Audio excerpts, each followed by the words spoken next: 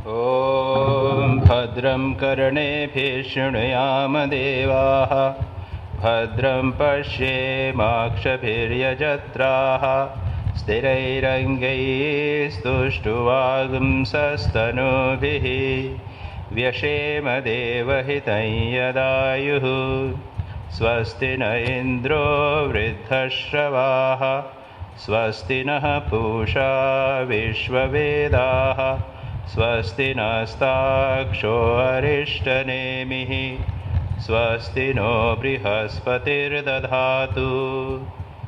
ओम शांति शांति शांति।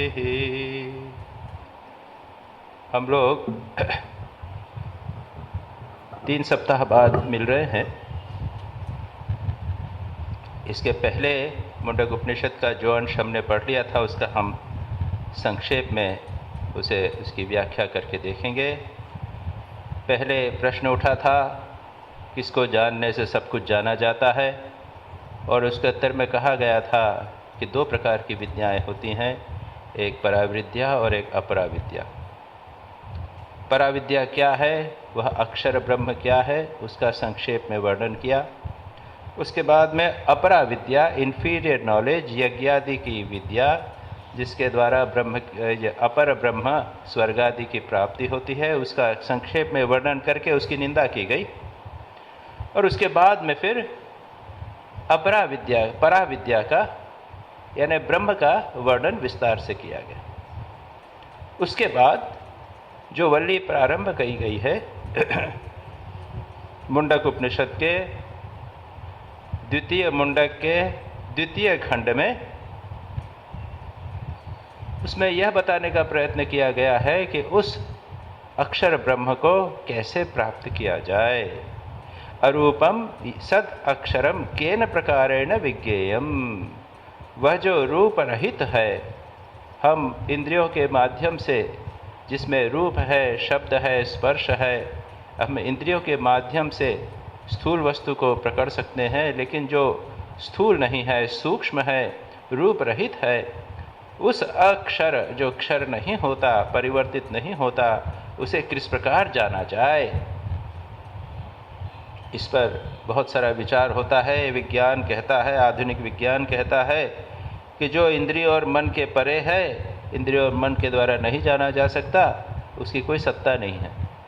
लेकिन हमारे उपनिषद कहते हैं कि नहीं, वही है एकमात्र सत्ता है, और जो नाम रूप वाला जो जगत है वह उसी पर आधारित है, जिसकी चर्चा इसके पहले की जा चुकी है।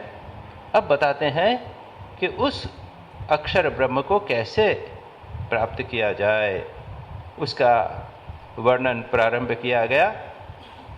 तदे यद एतद् जानथ सद असद वरेण्यम परम विज्ञानात् वरिष्ठम प्रजानाम इत्यादि, उसे जानो। कैसे जानो, बार बार उसको कहते हैं। तीसरे मंत्र में, चौथे मंत्र में महत्वपूर्ण बातें कही गई। धनुर्गृहीत्वा औपनिषदम महास्त्रम शरम हि उपासा निशितम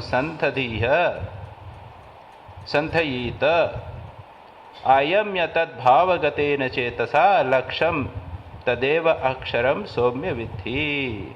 एक धनुष की सहायता से, जिस प्रकार धनुष के माध्यम से हम एक लक्ष्य को वेद करते हैं, उसी प्रकार से वह जो अक्षर ब्रह्म है वह है लक्ष्य, और उसे प्राप्त करने के लिए एक धनुष की आवश्यकता है। और कौन सा धनुष है? प्रणवो धनुः शरोहि आत्मा ब्रह्म तल्लक्ष्यम उच्यते। यह प्रणव ओंकार का जप और उसका ध्यान, वह है धनुष। और शर क्या है? तीर क्या है? आत्मा। और ब्रह्म है वह लक्ष्य। ओंकार के ध्यान के द्वारा उस लक्ष्य को प्राप्त किया जा सकता है। कैसे करना है? अप्रमत्तेन वेधव्यम, प्रमाद रहित होकर, किसी भी प्रकार की ढील दिए बिना उसे प्राप्त करना है। और शंकराचार्य ने प्रमाद की बड़ी सुंदर व्याख्या करते हुए कहा था, बाह्य विषय उपलब्धि तृष्णा प्रमाद वर्जितेन। क्या कहा? बाह्य विषयों की उपलब्धि की तृष्णा, संसार के नाम रूप और विषयों के से द्वारा प्राप्त होने वाले विषयों को प्राप्त करने की जो इच्छा तृष्णा है, उससे मन लक्ष्य से दूर हो जाएगा। प्रमाद से, उस प्रमाद से रहित होकर फिर सर्वतो विरक्तेन, सभी प्रकार से विरक्त होकर वैराग्य के द्वारा विषयों का त्याग, विषयों की तृष्णा का त्याग, वैराग्य और जितेंद्रियेन, और इंद्रियों को जीतकर, जितेंद्रियेन और एकाग्र चित्तेन, और एकाग्र चित्त होकर उसको वेद करो। प्रमाद का इतना सुंदर, प्रमाद शब्द की इतनी सुंदर व्याख्या आपको अन्यत्र नहीं मिलेगी। कहते हैं बाह्य विषय उपलब्धि तृष्णा प्रमाद वर्जितेन सर्वतो विरक्तेन जितेंद्रियेन एकाग्र चित्तेन। उधर गए हैं जरा अमृत जी, गड़बड़ कर रहा। इसके द्वारा वेधव्यम, यह ब्रह्म जो है, ब्रह्म लक्ष्य को प्राप्त करना है। और जब प्राप्त करने पर क्या होगा? आत्मा और ब्रह्म एक हो जाएंगे। शरवत तन्मयो भवेत, जो शर है वह उसी के साथ एक हो जाएगा। यहाँ तक हमने पिछली बार किया। अब इसके आगे हम आज 5वें मंत्र का पाठ करते हैं। यह भी बड़ा सुंदर मंत्र है। इसके आगे वाले और भी मंत्र और उनके शंकराचार्य की व्याख्या अत्यंत सुंदर है। अक्षरस्यैव दुर्लक्ष्यत्वात् पुनः पुनः वचनम सुलक्षणार्थम। इस जो लक्ष्य है परमात्मा को प्राप्त करना, परमात्मा का स्वरूप क्या है यह जानना अत्यंत कठिन होने के कारण दुर्लक्ष्य, कठिनाई से उसको लक्ष्य प्राप्त करने होता है। इसलिए पुनः पुनः उसका वचन किया जा रहा है, बार बार उसको बताया जा रहा है। यस्मिन् द्यौ पृथ्वी चांतरिक्षम ओतम मनः सह प्राणैश्च सर्वैः तमेवेकं जानथ आत्मानं अन्या वाचा विमुंचत अमृतस्य एष सेतुः। क्या कहते हैं? यस्मिन्, जिसमें, यस्मिन् जिसमें द्यौ, द्यौ यानी द्युलोक यानी आकाश, पृथ्वी, अंतरिक्ष, ओतम ओत प्रोत है, मनः प्राणै सर्वै सह ओतम, और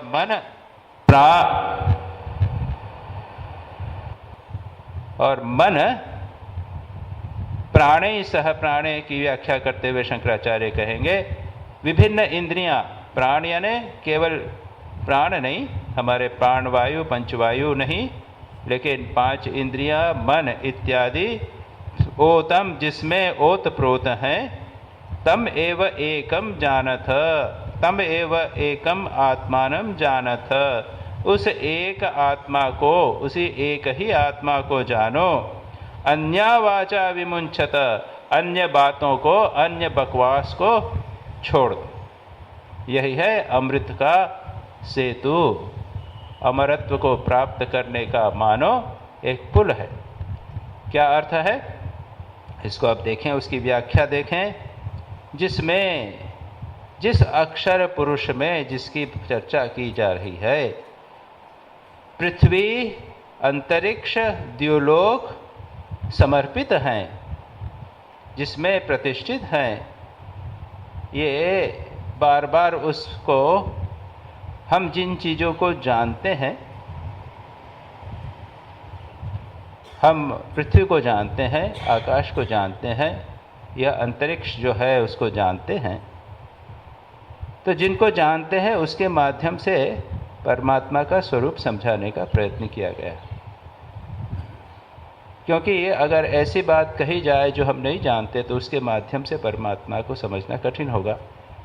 और इसके पहले भी बताया था कि उससे कैसे उत्पन्न होता है, उसी से देवता उत्पन्न होते हैं, मनुष्य, पशु, पक्षी, समुद्र और औषधि, रस इत्यादि सब उसी से उत्पन्न होते हैं, उसी में प्रतिष्ठित होते हैं। तो परमात्मा को जानने के लिए जिस चीज़ को हम अभी जान रहे हैं उसके माध्यम से जानना चाहिए। एक कभी कभी हमारे मन में प्रश्न उठता है कि लोग कहते हैं कि परमात्मा सत्य है, जगत मिथ्या है ना, ब्रह्म सत्य है, जगत मिथ्या, वेदांत कहता है। लेकिन हमारा अनुभव तो उससे विपरीत है। ये जगत ही सत्य दिखाई देता है और ब्रह्म तो कभी दिखाई नहीं देता, परमात्मा तो दिखाई नहीं देता है, वो तो सबसे ज़्यादा मिथ्या, उसको कहते हैं सत्य। तो हमारे ऋषि लोग भी इस बात को जानते हैं और इसीलिए कहते हैं कि यह आसानी से लक्ष्य करना संभव नहीं है उसको, इसलिए उसे बार बार बताने का प्रयत्न करते हैं कि नहीं, यह जो जगत है, यह जो द्युलोक है, यह पृथ्वी है, यह आकाश है, जो कुछ भी तुम कहते हो यह सब उसी में प्रतिष्ठित है। और क्या, मन भी, हमारा मन भी उसी में प्रतिष्ठित है। प्राणैहि करणैहि, विभिन्न अंतःकरण और हमारी इंद्रियों सहित सब कुछ उसमें प्रतिष्ठित है। यानी सर्व आश्रयम एकम अद्वितीयम, वह एक है जो संसार की सभी वस्तुओं और पदार्थों का आश्रय है, सबस्ट्रेट। इतना हम समझ सकते हैं। उदाहरण के लिए हम कहते हैं कि यह जो पृथ्वी है यह चंडीगढ़ आश्रम की आश्रय है, ये कुर्सियाँ टेबल भी पृथ्वी पर हैं, ये सेक्रेटरीट भी टेबल पृथ्वी पर है, और वो कोर्ट भी पृथ्वी पर है, और गवर्नर का मकान भी पृथ्वी पर है। ये जो जितना भी आप इधर चंडीगढ़ में जितनी सब चीज़ें देंगे, पंचकूला और मोहाली, सब पृथ्वी पर प्रतिष्ठित है ना। उसी प्रकार से यह एक कोई ऐसी प्रतिष्ठा होनी चाहिए, एक ऐसी पृथ्वी होनी चाहिए, पृथ्वी मैंने नाम दिया, एक ऐसी वस्तु होनी चाहिए कि जिस पर ये सारी की सारी बातें, सारी की सारी वस्तुएं वो प्रतिष्ठित हुए। हमारे मन में उठने वाले विचार, हमारे इंद्रियां, ये सब भी किसी न किसी वस्तु पर प्रतिष्ठित होनी चाहिए। ये तो सूक्ष्म है, उनकी भी प्रतिष्ठा, उनका भी एक बेसिस सबस्ट्रेटम होना चाहिए। और यही कहते हैं कि ये सब में एक प्रतिष्ठा है, सर्वाश्रयम एकम, एक अद्वितीय प्रतिष्ठा, वही परमात्मा। उसको जानो, हे शिष्य लोग तुम उसे जानो। ऋषि उनको संबोधित करते हुए कहते हैं कि हे शिष्य, उसे तुम जानो, उसी को जानना है। बार बार उसे बताएंगे कैसे जानना, बताया ओम की सहायता से इत्यादि। और फिर कहते हैं तमेवेकम जानथ आत्मानम, आत्मानम यानी प्रत्यक्ष स्वरूपम, युष्माकम सर्व प्राणिनाम च ज्ञात्वा, उसी को जो सारे जगत की सृष्टि का आधार है, मन का आधार है, वही तुम्हारी आत्मा। बड़ी विचित्र बात, बड़े आश्चर्य की बात। हमको कहीं बाहर नहीं जाना है, वह परमात्मा है जिसके ऊपर सब कुछ विराजमान है। एक पंजाब में एक बहुत बड़े वेदांती हो गए हैं, आप लोगों ने नाम सुना होगा, निश्चल दास। उन्होंने एक बहुत प्रसिद्ध ग्रंथ लिखा है, विचार सागर। और हमारे गुरुजी ने हमको जब इसकी बात चर्चा करते थे, धीरेशानंद जी महाराज, तो कहा करते थे कि विचार सागर का यहाँ पर प्रचलन पंजाब में गांव-गांव में था। ये विचार सागर ये संस्कृत में नहीं है, ये लौकिक भाषा में, हिंदी और यहाँ की जो कोलोक्वियल भाषा में है। और इसलिए लोग वहाँ पर इसको पढ़ा करते थे। और बड़े बिल्कुल टेक्निकल है, हिंदी में है इसलिए आप पढ़ सकेंगे ऐसा नहीं है। वो ठेठ जिसे कहते हैं ना, बिल्कुल प्योरली टेक्निकल वेदांत है।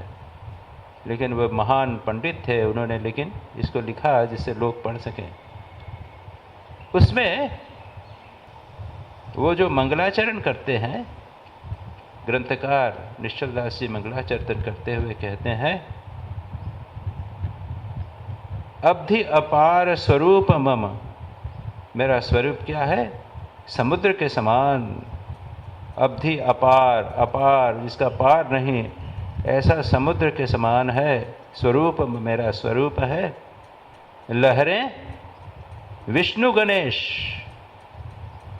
विष्णु गणेश, और दूसरी लाइन में तो और भी देवताओं का नाम, महेश, दिनेश, सुरेश, जितने भी हैं ये सब देवताएं मेरे ऊपर लहरें हैं। अब याद नहीं आ रहा, बहुत दिनों से है कि जो सुख अमृत है, आनंद है, सर्वव्यापी है, वह मेरा स्वरूप है। वो मंगलाचरण, जैसे हमने मंगलाचरण में क्या किया यहाँ पे, भद्रम करने विष्णुयाम देवा, हे देवता हम अपने कानों से सुने, अच्छी बातें सुने, और हम अपनी आँखों से अच्छे चीज़ें देखें, हम यज्ञ अच्छा करें, और इंद्र, वृद्धश्रवा और ये जितने भी देवता हैं वो हम पर प्रसन्न होवें, ये हमने किया, प्रणाम किया ना। या फिर स्थापकाय च धर्मस्य सर्वधर्म स्वरूपिणे, यह भगवान श्री राम कृष्ण को हम प्रणाम करते हैं, वो अपने आप को प्रणाम करते हैं। वो कहते हैं, उसमें एक दूसरा एक भी है कि मेरे से ही सब कुछ उत्पन्न होता है, काके करूँ प्रणाम। एक दूसरी लाइन उसमें आती, काके करूँ प्रणाम, क्योंकि मैं अपने आप को ही प्रणाम करता हूँ। तो ये आत्मा, हमारी आत्मा ही हमारा प्रत्यक्ष स्वरूप, आत्मा की आत्मा, हम जिस आत्मा कहते हैं, परमात्मा क्या है, हमारी आत्मा की भी आत्मा है, इनर मोस्ट सेल्फ यह, और जो जिसको पृथ्वी इत्यादि का जो आधार है वह एक ही है। सर्व प्राणी नाम, समस्त प्राणियों की आत्मा वह भी एक है। ज्ञात्वा, उसको जाकर, च अन्यावाचो, उसके बाद क्या के, जानकर क्या करो, अन्यावाचा विमुंचत, त्याग करो। कौन सी वाणी, अपर विद्या रूपा, अपर विद्या, लौकिक विद्या, सेक्युलर नॉलेज रूपी विद्या। इलेक्ट्रिसिटी कैसे चल रही है, कंप्यूटर कैसे काम चलता है, करता है, इंटरनेट कैसे काम करता है, ये जो संसार में आजकल अपर विद्या है, उस सब विद्या को विमुंचत, परित्याग करो। और तत्प्रकाश्यम च सर्वम कर्म साधनम, विद्या का त्याग करना का अर्थ क्या है, उसकी पढ़ाई लिखाई बंद कर देना, लेकिन कंप्यूटर से काम करना, कंप्यूटर के बारे में जानना नहीं, लेकिन कंप्यूटर से काम करना नहीं, उससे संबंधित जो भी कर्म है। अपर विद्या रूप अन्य वाणी को, वाणी यानी विद्या, बातचीत, और उससे प्रकाशित होने वाले समस्त कर्मों को, उस विद्या से संबंधित जितने कर्म हैं उनको उसके साधन सहित छोड़ दो। बहुत अनकॉम्प्रोमाइजिंग एटीट्यूड, जैसे यहाँ पे कहते हैं, कोई समझौता नहीं। वही एक ब्रह्म, जो था आपने प्रश्न किया था, किसको जानने से सब कुछ जाना जाए, वह विद्या ब्रह्म विद्या है।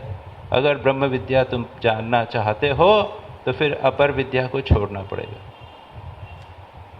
और जो लोग ठेठ, जिसे कहते हैं श्री राम कृष्ण जैसे, लाटू महाराज, उनके शिष्य इत्यादि, उन्होंने सब छोड़ दिया। श्री राम कृष्ण ने तुरानंद जी से कहा, वेदांत में क्या है, यही है ना कि ब्रह्म सत्य जगत मिथ्या, हाँ यही है ना, बस उसे जीवन में उतारो, बस उसे जानो, बस एक चीज़ ब्रह्म को जानो और बाकी सब छोड़ दो। तो जो महापुरुष होते हैं, जो ब्रह्म ज्ञान को ठीक ठीक प्राप्त करने का प्रयत्न करते हैं, उसके लिए जिसके पूर्ण निष्ठा होती है, उनके लिए ये अन्यवाचो विमुंचत, अन्य बातें छोड़ दो, ये वाक्य एक ब्रह्म वाक्य है, एक अत्यंत महत्वपूर्ण वाक्य है। अन्यवाचा विमुंचत, लिख के रख लेना चाहिए, फालतू बकवास नहीं करो बाबा। ये संसार की बातें और कुछ बातें नहीं, उस एक परमात्मा को, तमेवैकम, तम एव एकम, उसी एक को जानो, जानथ आत्मानम, उस आत्मा को जानने के लिए सारा प्रयत्न करो। अन्यवाचा विमुंचत, बाकी सारी बातें छोड़ दो, बाकी उसके अतिरिक्त और किसी के मुख से और कुछ बात न निकले, परमात्मा के संबंध में बातचीत निकले, उसके संबंध में चिंतन होवे और कर्म भी उससे संबंधित होवे। उसके अतिरिक्त समस्त कर्मों को उनके साधन के सहित छोड़ दो। अन्य वाचा यानी केवल वाणी ही नहीं, उससे संबंधित समस्त कर्म, चिंतन, विचार, सबको छोड़ दो। जब तक कोई व्यक्ति ऐसा अनकॉम्प्रोमाइजिंग नहीं होगा, जब तक व्यक्ति इस प्रकार से समझौता रहित नहीं होगा, तब तक ब्रह्म की प्राप्ति नहीं हो सकती। हम लोग सारा जीवन समझौता करते चले जाते, ऐसे हो ही नहीं सकता। कभी न कभी एक समय आ जाता है जब उसको रुककर निश्चय करना पड़ता है कि और कुछ नहीं, बस ये कठिन है, लेकिन कठिन तो है, सवाल ही नहीं उठता। सूरज से धारा उस छुरे की धार पर साथ चलने के समान, ये बात तो अवश्य है। तो यहाँ पर ये एक वाक्य अन्या वाचा विमुंचत, ये एक बहुत महत्वपूर्ण वाक्य, श्रुति वाक्य यहाँ पर कहा गया है। क्यों? अमृतस्य एष ए सेतु, यतो अमृतस्य एव सेतु एतद आत्मज्ञानम। यह आत्मज्ञान अमृत का सेतु है, अमृत का पुल है पार करने के लिए। अमृतत्वस्य मोक्षस्य प्राप्तये, अमृतत्व, मुक्ति, मोक्ष की प्राप्ति के लिए पुल के समान, जिस प्रकार पार जाते हैं, नदी को पार करते हैं, एक पुल बनाते हैं। सेतु संसार, ये सेतु किसके ऊपर है? ये पुल किस पर बना हुआ है? संसार महोदधे, संसार रूपी महासागर पर, केवल नदी पर नहीं। संसार को हम सागर बोलते हैं, नदी पर ही नहीं, संसार रूपी महासागर पर ये पुल बना हुआ है। बहुत बड़ा सागर है, फिर भी इसको पार किया जा सकता है।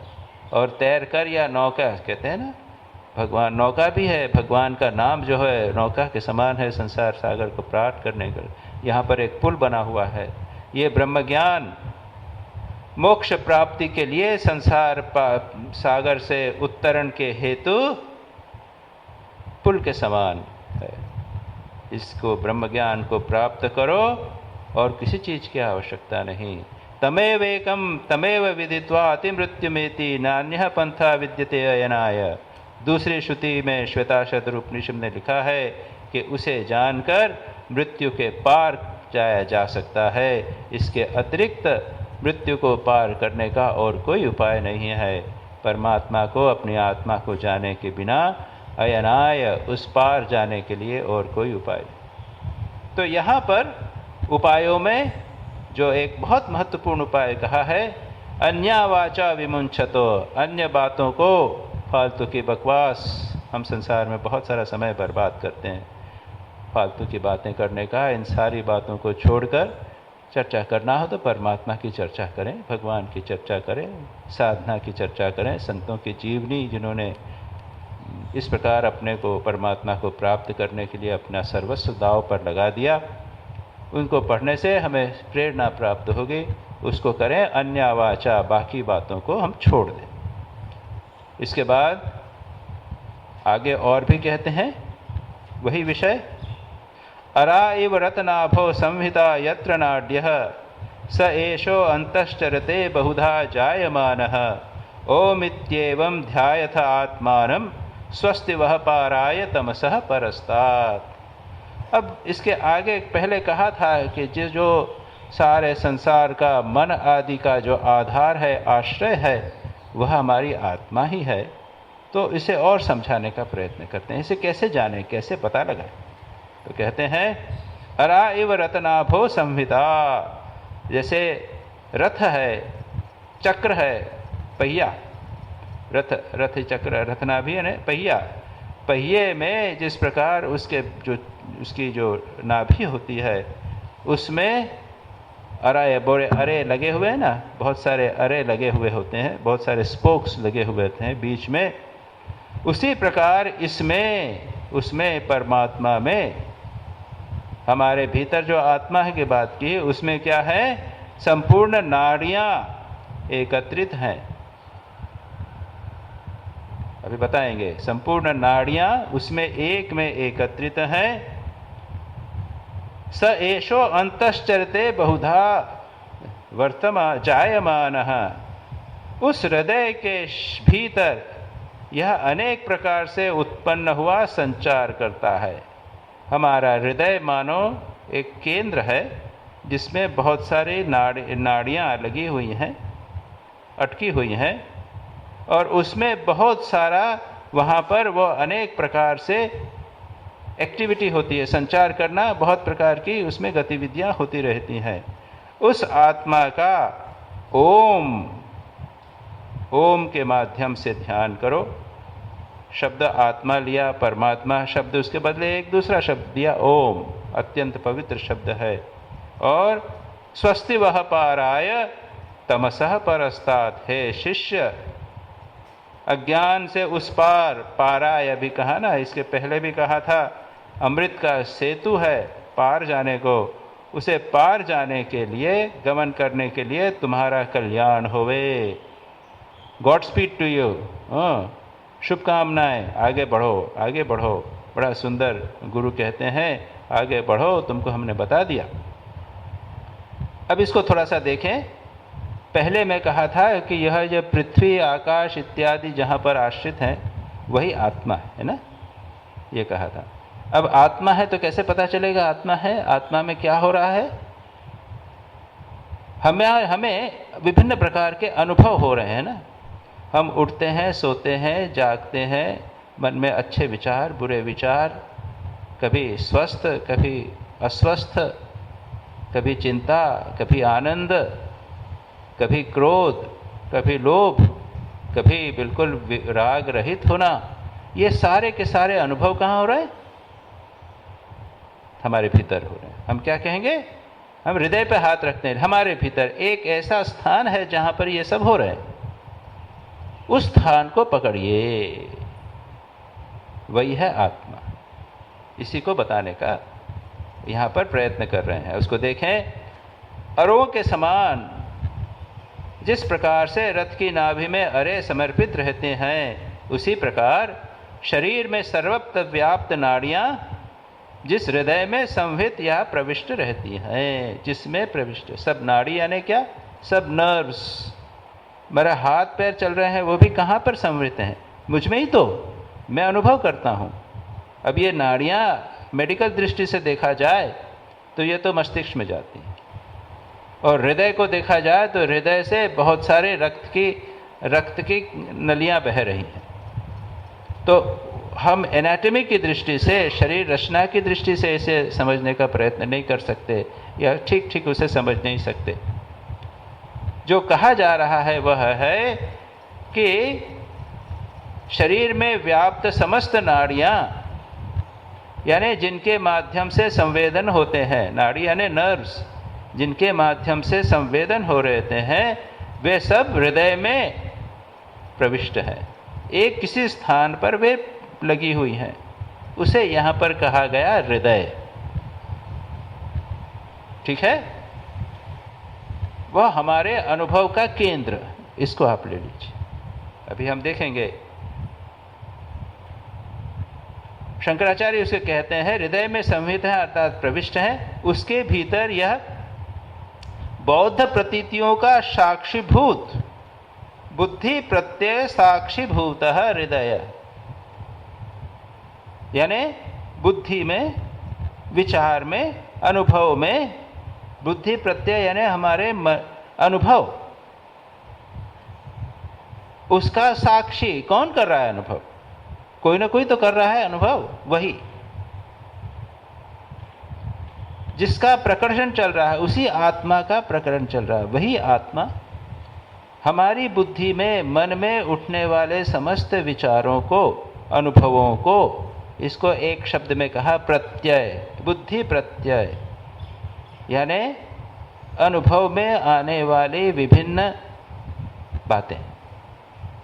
उसमें भावनाएं हो सकती हैं, इमोशंस हो सकते हैं, चिंता, विषाद, संवेदन, सुख दुख के अनुभव, सारे के सारे बुद्धि प्रत्यय, उनका एक साक्षी।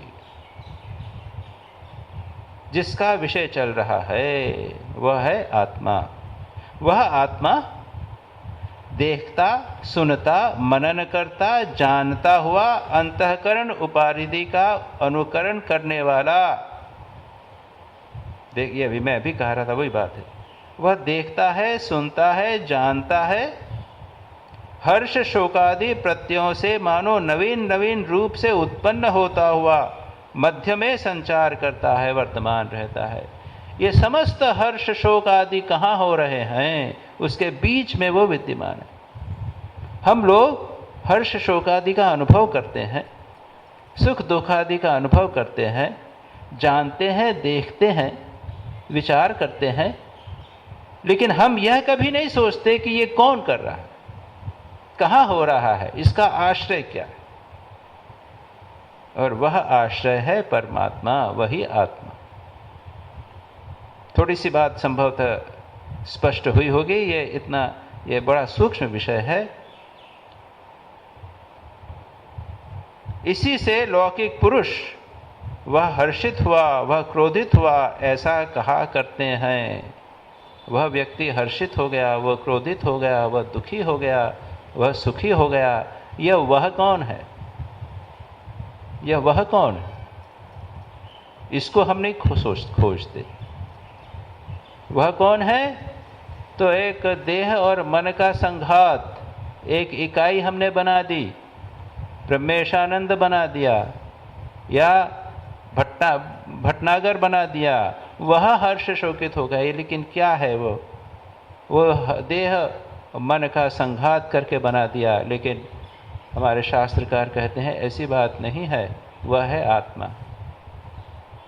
इस प्रकार ऐसा क्रोधित हुआ, ऐसा कहा करते हैं, अनुभव कर से एक व्यक्ति को इस प्रकार से बात कहते हैं। थोड़ा सा विचार करने पर कहते हैं वही आत्मा है। उस आत्मा को ओम इस प्रकार अर्थात उपर्युक्त कल्पना से ओंकार को अवलंबन बनाकर ध्यान यानी चिंतन करो। वह आत्मा, आत्मा कह दो। अब आत्मा शब्द आपको अच्छा लगे तो आत्मा ले लो, गॉड कहना चाहते हो गॉड कह लो, ब्रह्म कहना चाहते हो ब्रह्म कह लो। यहाँ शास्त्रकार कहते हैं ओम। यह ओम पातंजल योग सूत्र के ओम से भिन्न है, याद रखिए। जो लोग पातंजल योग सूत्र के प्रवचन किए हैं वहाँ पे क्या कहते हैं? ओम जो है तस्य वाचकः प्रणवः, ईश्वर का नाम है ओम। यहाँ पर आत्मा का नाम है ओम। ओम इति एवं ध्यायथ आत्मानम्। मतलब यहाँ पर ओम की परिभाषा सुंदर ढंग से कही। इसके पहले वाले 2 श्लोकों में भी ओम की बात कही थी, प्रणव को धनु बनाओ। और इसके बाद यहाँ पे प्रणव यानी कौन? वह आत्मा जो हमारे समस्त बुद्धि प्रत्ययों, समस्त अनुभवों, जो भी हम मैं कहकर कहते हैं, उसका आधार है वह आत्मा। तो जब हम ओम की बात करें, ओम का जप करें, तब हम सोचें कि हमारा चैतन्य जो है, हम स्वप्नावस्था में जिसका अनुभव करते हैं, जिन चीज़ों का अनुभव करते हैं, हम गहरी निद्रा में जब सो जाते हैं तब उसमें सुख का अनुभव जो होता है वह भी तो मैंने ही किया। वह ओम, उस ओम के द्वारा ओम इति एवं ध्यायत ध्यान करो। ओम को अच्छी तरह समझ लो कि ओम का अर्थ क्या है। ओम वह चैतन्य है जो जागृत अवस्था में इन समस्त अनुभवों को अनुभव करता है, सुखी होता है, दुखी होता है, क्रोधित होता है, वह आत्मा। स्वप्नावस्था में वह स्वप्न को देखता है और गहरी निद्रा अवस्था में वह अज्ञान का अनुभव करता है और आनंद का अनुभव करता है, लेकिन है एक ही, वह ओम। तो ओम का ध्यान करना यानी क्या? ओम की सहायता से ध्यान करना। याद रखिए, हम ध्यान कई प्रकार से कर सकते हैं। मोटे तौर पर नाम की सहायता से और रूप की सहायता से। श्री राम कृष्ण का रूप है, यहाँ रूप है, उसकी सहायता से। राम कृष्ण का, शिव का रूप है, उसकी सहायता से हम ध्यान करते हैं। मन को एकाग्र करने में यह जो रूप है ये सहायक होता है। उसी प्रकार से नाम की सहायता से भी हम मन को एकाग्र करते हैं। नाम भी कोई शब्द मंत्र, यह भी मन को एकाग्र करने में सहायक होता है। राम कृष्ण मन में उच्चारण किया, उस पर मन को एकाग्र किया, उसके अर्थ का चिंतन किया। इस प्रकार से हम मन को एकाग्र करने में समर्थ होते हैं। तो यहाँ पर यही बात कही है कि इस प्रकार ओम का अर्थ समझकर उसका उच्चारण करके और उसके द्वारा ध्यान यानी चिंतन करो। ठीक है। अब ये चीज़ें थोड़ा सा एक कठिन विषय है, जहाँ था संभव मैंने उसको समझाने का प्रयत्न किया है। उक्तम वक्तव्यम च शिष्येभ्यो आचार्येण जानता ज्ञानी विद्वान आचार्य ने शिष्य को जो कहना था वो कह दिया। अब क्या कहते हैं? शिष्याश्च ब्रह्म विद्या विविधिषुत्वात् निवृत्त कर्मणो मोक्ष पथे प्रवृत्ताः। शिष्य भी क्या हुआ? ये जिज्ञासु शिष्य कर्मों से उपरत होकर मोक्ष मार्ग में जुट गए। वेदांत में कर्मकांड या कर्म, हम लोग जो कि सेवा कर्म इत्यादि करते हैं, निष्काम कर्म, ये प्रथम सीढ़ी है चित्त शुद्धि के लिए।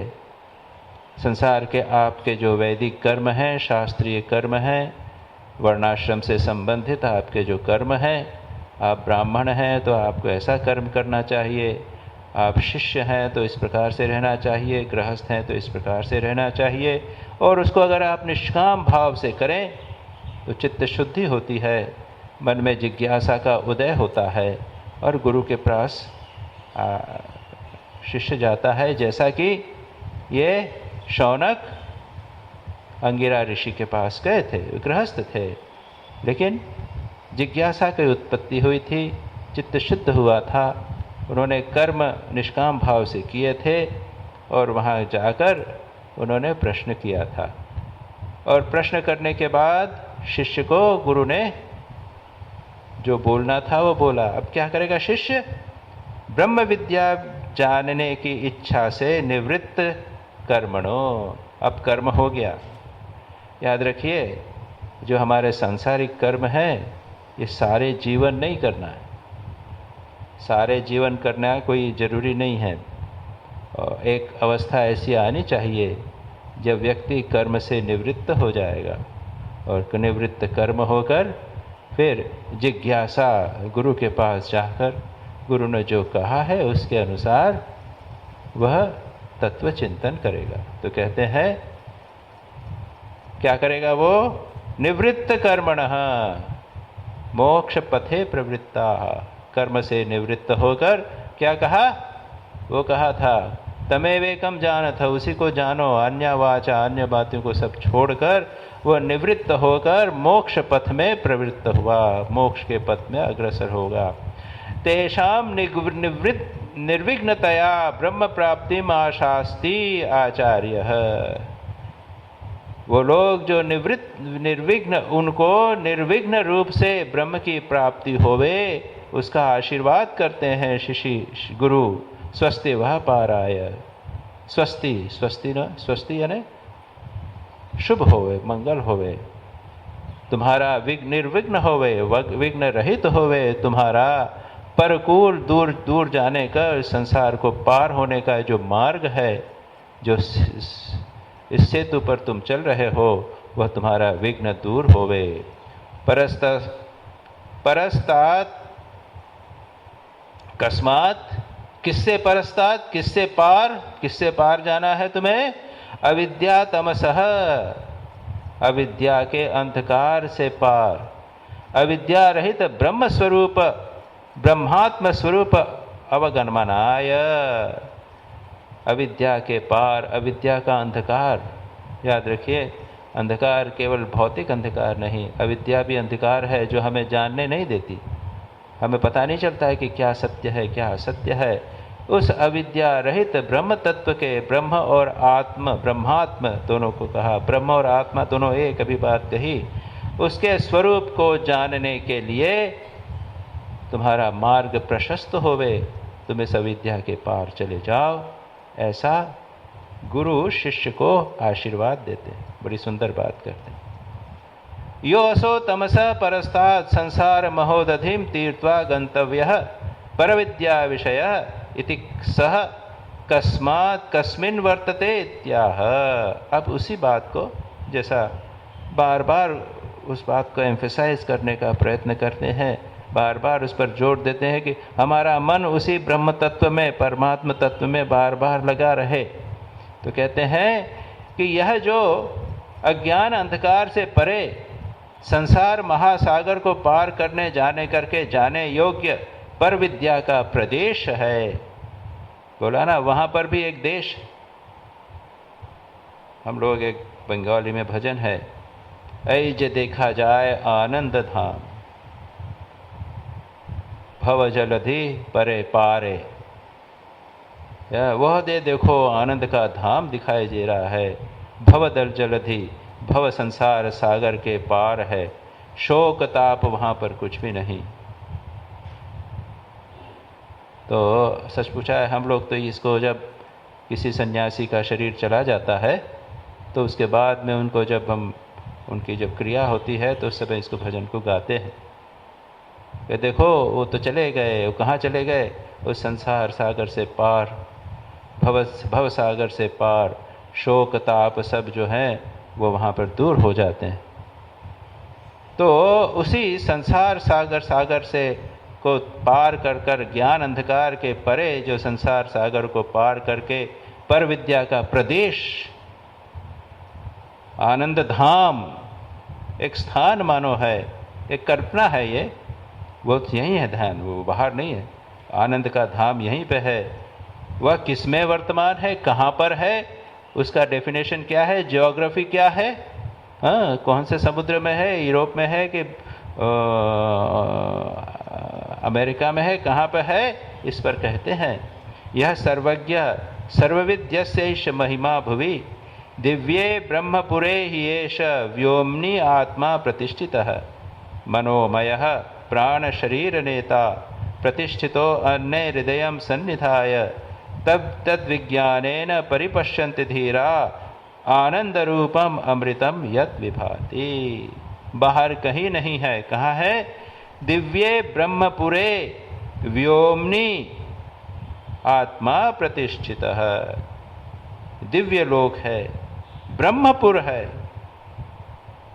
व्योम आकाश में एक स्थान है जहाँ पर वो विद्यमान है।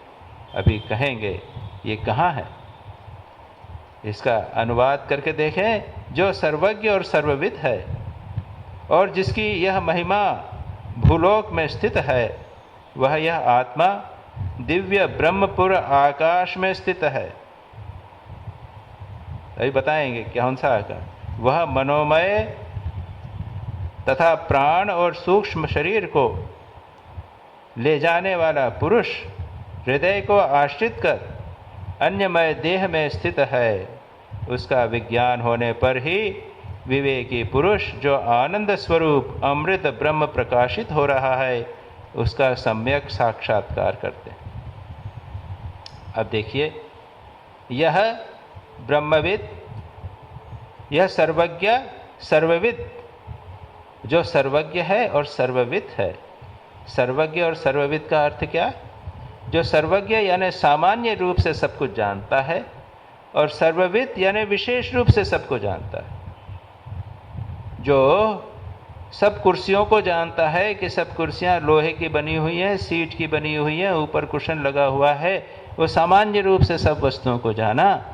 और विशेष रूप से यानी सब, प्रत्येक कुर्सी, यह जो कुर्सी है उसकी बराबर ऊंचाई कितनी है, 5 फीट 3 इंच है या 2 फीट 1 इंच है, वो सब जानता है। उसके कुशन का प्रेशर का, हर एक चीज़ का, एक एक चीज़ को अच्छा डिटेल में जानता है। जो सर्वविद और सर्वज्ञ, ये 2 शब्दों का अर्थ ये हुआ। क्या है? यस्यैष प्रसिद्धो महिमा भुवि, जिसकी महिमा पृथ्वी में, संसार में प्रसिद्ध है, जिसकी विभूति, महिमा यानी विभूति, पावर्स, समझ गए ना आप? ये सिद्धि क्या है? उस सर्वज्ञ की, जो सर्व को जानता है, संसार के समस्त प्राणियों को अलग से एक प्राणी के रूप में जानता है और प्रत्येक व्यक्ति को जानता है, आपको जानता है, मुझे जानता है, सबके हृदय में क्या क्या बात है वो सब जानता है, ऐसा परमात्मा। उसकी महिमा कैसी? महिमा भी महान होगी, उसकी विभूति सिद्धि महान होगी। क्या कहते हैं? यस्य इमे द्यावा पृथिव्यो शासने विधृते तिष्ठतः सूर्या चंद्रमसो यस्य शासने अलात् चक्रवत् अजस्रम भ्रमतः। क्या कहते हैं? जिसकी यह प्रसिद्ध महिमा यानी है कि ये द्युलोक और पृथ्वी जिसके शासन में धारण किए हुए हैं स्थिरता पूर्वक, यह पृथ्वी जो है वो स्थिर बनी हुई है उसके शासन के कारण। यह जो संसार आकाश है वह ऐसा ठीक ठीक चल रहा है, वहाँ गड़बड़ नहीं हो रही है। जिसके शासन में सूर्य और चंद्र बराबर घूमते रहते हैं, कहीं रुकते नहीं है। चंद्रमा बराबर घूमता रहता है और सूर्य बराबर घूमता रहता है, कहीं रुकता नहीं है, जिसके शासन से, उसका कंट्रोल है। फिर कहते हैं जिसके शासन में नदियां समुद्र अपने स्थान का अतिक्रमण नहीं करते, नदियां चुपचाप चली जा रही हैं, समुद्र अपने स्थान पर बना हुआ है। इसी प्रकार स्थावर जंगम जगत जिसके शासन में नियमित रहता है। यह जो सारा जगत है, स्थावर और जंगम जो स्थिर जगत है, ये ईंट पत्थर यानी जिसमें जो परिवर्तन हिलते डुलते नहीं है ऐसी व्यक्ति है, और दूसरे कीट पतंग मनुष्य इत्यादि जो हिलते डुलते वस्तुएं हैं, चर अचर जितने पदार्थ हैं वह सब जिसके शासन से नियमित रूप से चलते रहते हैं। सबको कंट्रोल, एक लॉ बना रखा है, परफेक्ट कंट्रोलर, ऐसा शासन और किसी का नहीं। जिसके शासन में नियमित रहता है तथा ऋतुएं आई, गर्मी आई, ठंड आई, बारिश आई, ऋतु वसंत आया, अयन और वर्ष, ये महीने, मास इत्यादि, और वर्ष, ये जो उत्तरायण और दक्षिणायन, ये 6 महीने, उत्तर और दक्षिण, ये 6 महीने और वर्ष, ये जिसके शासन का उल्लंघन नहीं करते, बराबर सब ठीक ठाक चलता रहता है। एवं कर्ता कर्म और फल, हमने कर्म किया, हम करता है, हमने कुछ कर्म किया, उसका फल होगा। जिसके शासन से अपने अपने काल का अतिक्रमण नहीं करते, तो जो हमने कर्म किया उसका फल हमको मिलेगा, एक समय पे आने पर मिलेगा। ये नियम सारे के सारे जिसके महिमा से चलते रहते हैं, ऐसा महिमा वाला सर्वज्ञ, सब कुछ जानने वाला, ऑल कंट्रोलर,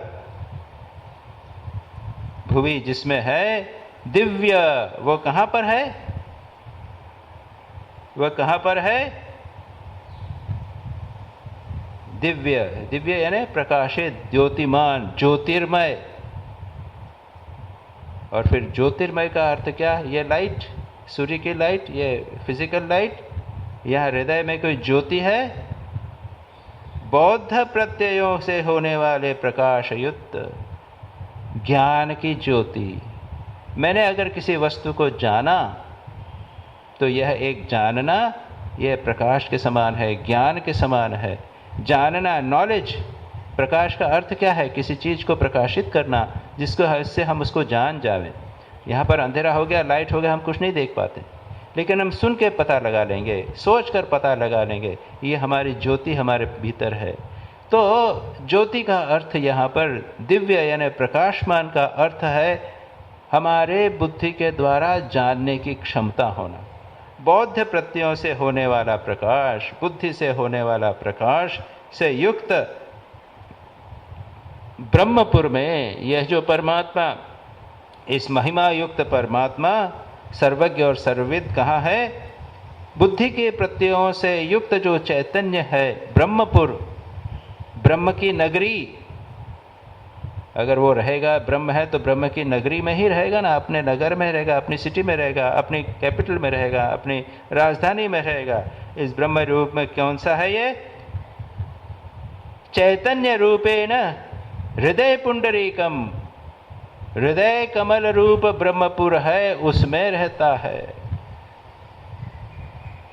बाहर कहीं नहीं रहता।